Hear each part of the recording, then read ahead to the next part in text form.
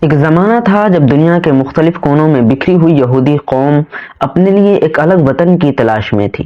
ان کا ماننا تھا کہ خدا نے انہیں ایک مقدس زمین عطا کی ہے جسے وہ ارض مقدسہ یعنی کہ پرومسڈ لینڈ کہتے تھے۔ یہ زمین موجودہ اسرائیل، پیلسٹائن اور جارڈن کے کچھ حصوں پر مشتمل تھی۔ یہودیوں کی خواہش صدیوں پرانی تھی اور یہی خواہش انہیں زائونسٹ موومنٹ کی طرف لے گئی۔ 19ویں صدی کے آخر میں یورپ میں یہودیوں پر ظلم بڑھتا گیا۔ انہیں احساس ہوا کہ انہیں ایک الگ وطن کی ضرورت ہے۔ تھیوڈور ہرزل نامی ایک جیوش لیڈر نے زائونسٹ موومنٹ کی بنیاد رکھی جس کا مقصد یہودیوں کے لیے ایک فری اسٹیٹ قائم کرنا تھا۔ ہرزل کا خواب تھا کہ یہودی اپنے ہسٹوریکل لینڈ پر واپس آ جائیں اور اپنا ایک الگ اسٹیٹ قائم کریں۔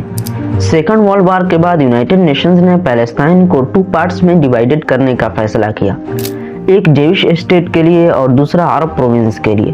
14 مئی 1948 کو اسرائیل نے اپنی آزادی کا اعلان کر دیا، لیکن یہ اعلان امن کا پیغام نہیں بلکہ موت کا پروانہ بن کے ابھرا، بلکہ اس کے بعد سے ہی اسرائیل اور عرب کنٹریز کے درمیان وار شروع ہو گئے جو کہ اب تک چل رہے ہیں۔ 1967 میں 6 ڈے وار نے اسرائیل کی تاریخ کا رخ موڑ دیا۔ 15th of May 1967. A parade of military might to celebrate 19 years since the founding of the State of Israel. اسرائیل نے اس جنگ میں ایجپٹ، جارڈن اور سیریا کو شکست دے کر Eastern Jerusalem, West Bank, Gaza Strip, Golan mountain اور سینائی آئلینڈ پر قبضہ کر لیا۔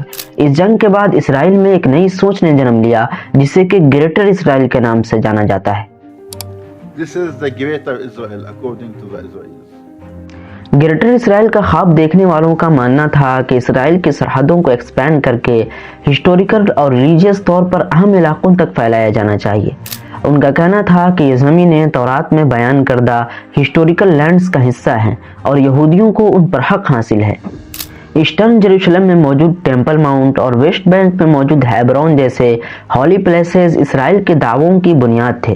کچھ ایکسٹریمسٹ گروپس کا ماننا تھا کہ جارڈن کا کچھ حصہ بھی ہسٹوریکل پرومسڈ لینڈ کا حصہ ہے اور اسے اسرائیل میں ضرور شامل کیا جانا چاہیے۔